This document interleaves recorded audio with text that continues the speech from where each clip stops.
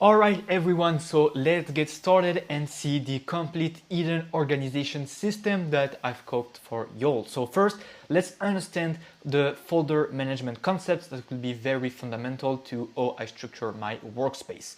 So first, you need to understand that there is two ways of organizing your folders that we call top-down organization versus bottom-up organization. So basically, top-down organization is the classical way of organizing things. It's the idea of creating folders and subfolders first and then populate them with your documents, your notes and everything. So this approach is the classical way that we all know, and it's better suited for project management.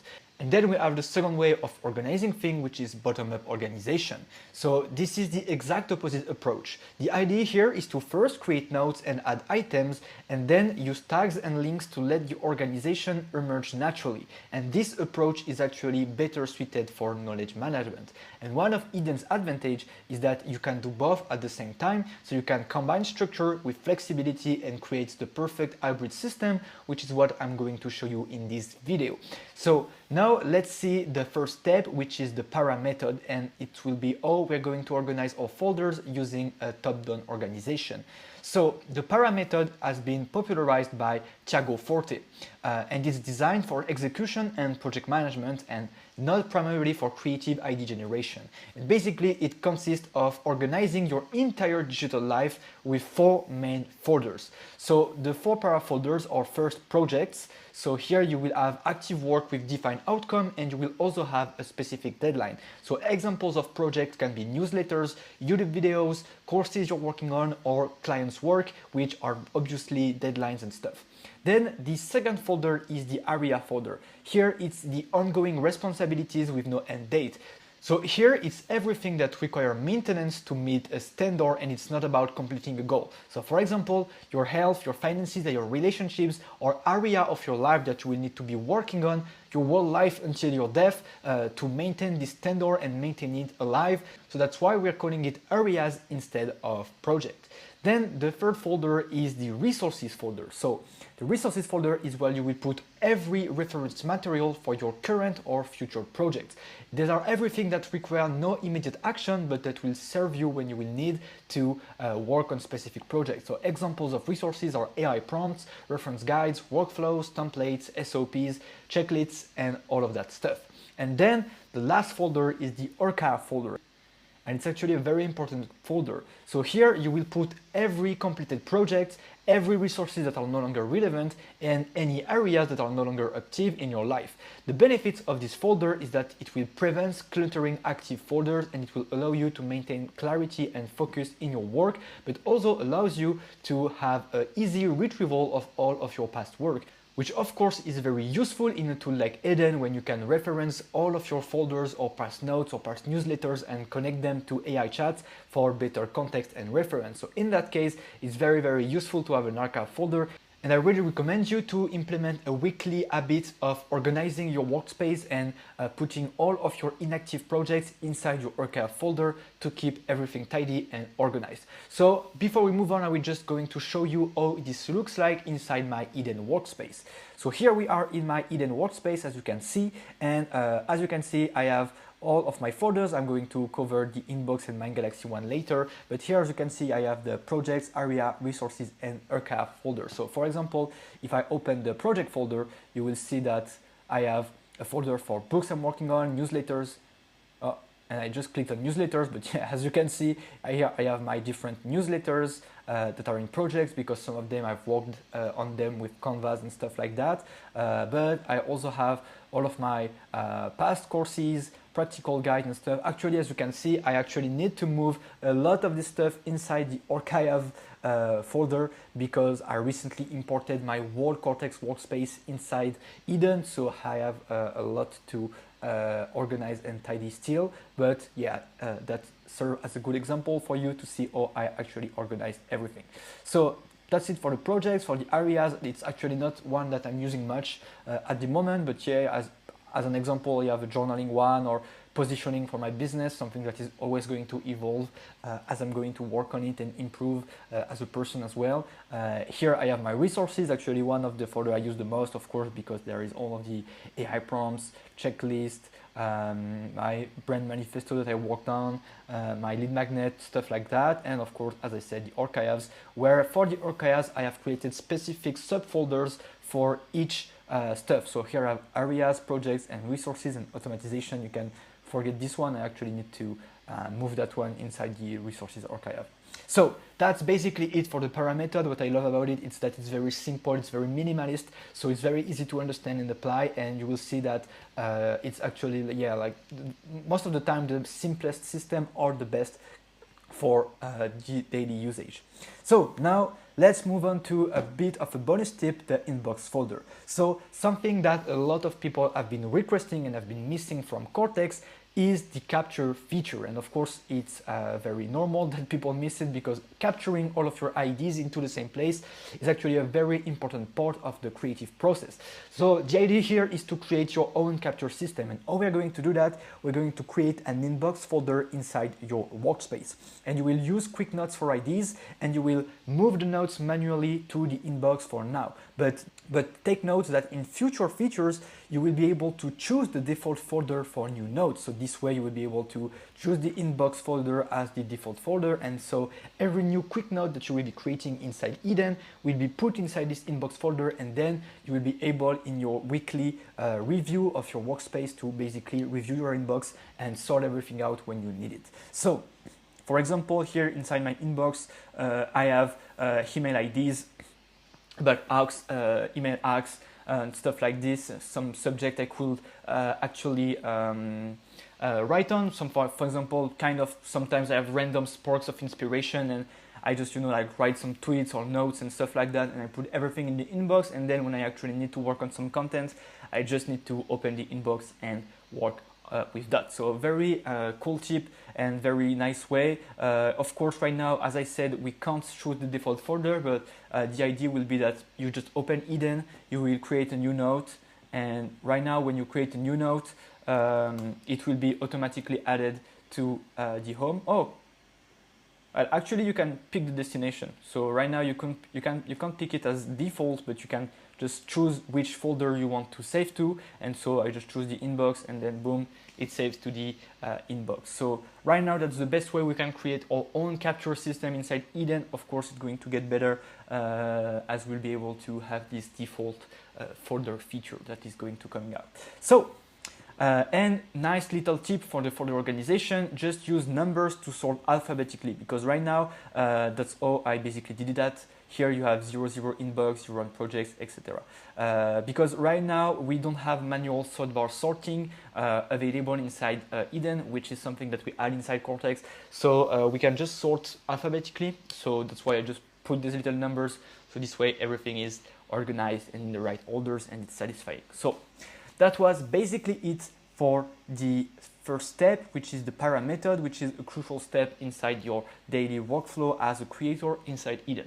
Now, the second step is the Zettelkasten method, and it will be our main bottom-up organization framework that we are going to use. So the Zettelkasten method has been popularized by Niklas Luhmann. He is a German scientist who has wrote 70 books, 400 academic papers, and 90k notes. And he did all of that with an analog system at that time, which is absolutely crazy if you think about it. But his approach is the best approach for idea generation and creativity, especially now that we have digital tools that allows us to make the process way more seamless in our life. And all of these notes are going to be stored in our Mind Galaxy folder, which is of course the 5 folder that you can see here. And as you can see, there is 483 items, which are all of my notes stored in the same place. So the Zettelkasten method consists of 4 key steps. In this video, I'm going to give you a brief overview of the Zettelkasten method, and I'm not going to go too much in depth with it, but I'm going to create a full dedicated video about the Zettelkasten method in Eden. So of course, stay tuned for that. And you can also watch my previous Zettelkasten method video on my channel, which is called the note-taking system that can turn anyone into a genius, if you want to learn more about that. Basically, it was for Kortex, but the same principles applied for Eden. So now let's see the 4 key steps of the Zettelkasten method. So first we have fleeting notes. So fleeting notes are just quick captures of ideas and thoughts and are basically the raw material of the system. These fleeting notes are designed for speed and not for perfection. So it's everything that you will just be capturing, saving, highlighting inside your Kindle, all of that stuff. So in Eden, basically, it will be the raw notes you've written and added to your inbox. It can be highlights from Readwise that you will just copy paste inside your Eden workspace, or it can be YouTube video transcripts that you will add by copy pasting links to your workspace. So that's really why I really advise you to have this inbox folder, because every time you're finding a new thing that you can think will be interesting to create notes on, or creating resources or stuff like that, you can just copy paste the link, add it to Eden, and then move it to the inbox, and once a week or twice a week, you just clear the inbox, store everything inside your workspace, and you put them in the right categories. For example, if you had a YouTube videos you want to write and take notes from it, then you just pull that resources, you move it to your Mind Galaxy folder, and then you start working notes on it and creating new notes inside this folder. So that's basically it for the fleeting notes. These are all of the things that you're capturing to your system, and you wait for them to be processed with the method. So then we have the second step, which is the literature notes. So basically, literature notes are the summaries of content in your own words. So there will be, you will be basically processing the fleeting notes and transforming into your own concepts using your own words. So you will create dedicated document for each piece, or you can create a Canva in Eden, which is one of the interesting features for working on notes. You can just, for example, create a Canva, add some YouTube videos inside the Canva, and then add some notes inside. So I will be showing you some processes more in depth in future videos. I'm waiting for the app to be a bit less buggy and a bit more quick, because right now if I try to show you, I feel like it's going to be a bit too slow and I won't be able to properly show you the whole power of the workflow. But yeah, it's coming.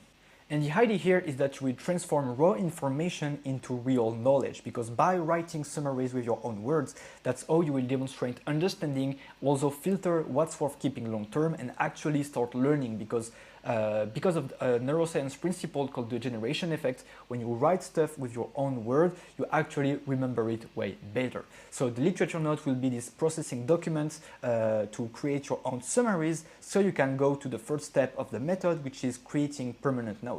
So permanent notes are single atomic ideas that you will extract from your literature notes. It's very important that these permanent notes are standalone concept. Each note should focus on only one idea per note, and it will be used to ensure deep understanding. You will of course use it to feed AI chat for content creation or create course material and stuff like that. And then the last step of the method is creating connections. And that's where you will be able to transform isolated facts into thinking system. And this is also where you will have new insights that emerge from unexpected combinations. So to create connection in Eden, you just have to use the @ instead of the double bracket that we used to do in Cortex and Obsidian. And then you will just, because I've seen people saying, yeah, I can't link notes in Eden and stuff like that. I missed that feature, but it's there. You just need to use the @ feature instead of the double bracket, as I said. And then you will create this connection and explain why notes are linked. So I will try to show you in my workspace what this basically look like. So we are in my Mind Galaxy folder. As you can see, there is all of my notes, so all of my permanent notes that I've created. So I will try to find a permanent note that I have. So for example, this one, the 1000 true fans, a concept that I always repeat inside my newsletter and courses. And as you can see, that's what and how a permanent note looks like. Here I have my tags, I have the author, I also have my map of contents. I'm not going to explain what it is, but I will in a dedicated video. And here basically you have the summary of the big idea. So the summary here is very short because the idea is quite self-explanatory. But here I have my links with other notes, and here I have a links with followers are dead, you don't have new subscribers on social media anymore. And if I click on that, I will find my other note on this topic, which is this idea that you don't have that followers are not dead. And yeah, and so here I have the note, and you can basically go from notes to notes. Here, for example, I have another note that is linked to that, which is the reason why the email list is the best way. So that's a great way to showcase basically how connections work and with permanent notes. And okay, this note is actually not loading, but that's okay. So yeah, it's a quick example of the Mind Galaxy folder. As I said, I'm not going to go too much in depth into that to show you, but I will in a future video. So that's basically it. But what's important to understand is that all of my notes and ideas are in this Mind Galaxy folder, and they are all at the same level. So I have my permanent notes, I have quotes, I have YouTube videos that I've taken, which are basically my fleeting notes. I have literature notes as well. I have like all of that stuff at the same level because that's where I work with ideas. And it's not the same mindset than when you work with projects that needs to be completed, which is why we have separate workflow and organization system for both of them. So that's basically it. And let's get back to the mind map. So the Mind Galaxy for the rules. Here, as I said, you will store all of the fleeting, literature, and permanent notes.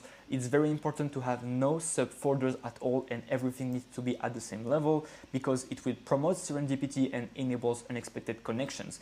There is this very important idea to understand when managing ideas is the idea that out of sight, out of mind. So if your notes are out of sight because they are in a dedicated folder, in a dedicated silo, then you won't be able to keep it in your mind and be able to find unexpected connections with new ideas that you will have in your Mind Galaxy. And the real power from this workflow comes when you're studying different subjects and finding new connections. For example, you're studying psychology and then you're studying biology, and then you realize that there is a lot of links between two, and so you create these links, and so you have new ideas that you can write on, you can create content from it, and it will really like spark your creativity 10x. So now let's see the benefits of this hybrid organization system. So when you're using that system, you have the best of both worlds. With the para method, you have a method that ensures clarity, speed of execution, and that focus on active projects. So when you need to be productive and needs to get stuff done, it's the best method. But when you need to be creative, the Zettelkasten method is the best because you have this dedicated creative space inside your Mind Galaxy folder where you can play and connect ideas together, and it will deepen thinking and creativity, and you will also benefit from serendipity, as I said, because you will be able to make unexpected connections from different topics that at first doesn't seem to be related. And it will also create a virtuous circle to have everything at the same place, because you will be able to pull from your knowledge base anytime when working on active projects. So anytime you're working on your newsletter, anytime you're working on a course, you can just open your Mind Galaxy folder and find all of your notes on a dedicated subject, link them to an AI chat, link them into a Canva, and feed your projects with the insights that you've created inside your Mind Galaxy. And this continuous integration between systems is what makes it very valuable. Now let's see some key principles. So you need to keep your system minimalist. That's the main, I would say, philosophy message of organization system I want to give you with this video, because you can do basically whatever you want. You can apply the exact same system that I just showed you, or you can adapt it to your needs and what makes the best sense for you. But what I really want you to keep in mind is that you need to make your system minimalist. And it's actually a very important law in system thinking. It's Gall's law. And it's the idea that complex systems that work always emerge from simple systems that work first. So avoid creating something too complex when starting, because it will lead to overwhelm and it will actually prevent creativity and efficiency, which is the exact opposite outcome of what we want to have with our second brain. So start simple, only create what you need right now, and don't try to think about all of the future weird use cases you may need in the future. Like, don't think about that, just create what you need right now and improve and create new stuff as your needs actually emerge. That's very, very important. And then very quick thing to conclude this video. If you don't know how to import your Kortex Workspace to Eden, I will just give you the steps. It's very easy. The import process consists of first going to Kortex, then you will find your token in your settings. So you just go to settings, then you click to account, and then you have Kortex token. You copy this token, then you go to Eden, you go to settings, import, you paste the Kortex token, and then you just wait for the import to finish. It can take a while for large workspaces, but you will end up having it. And then what I recommend you to do is then moving all of the things inside your Kortex Workspace, inside Eden, inside the dedicated para folders that you've created, or you can just put everything inside the archive if it's only past work, and maybe only move the resources and stuff like that. But yeah, to conclude this video, I wanted to tell you that first, Noah's Ark Bank, my complete library of AI prompts, templates, SOPs,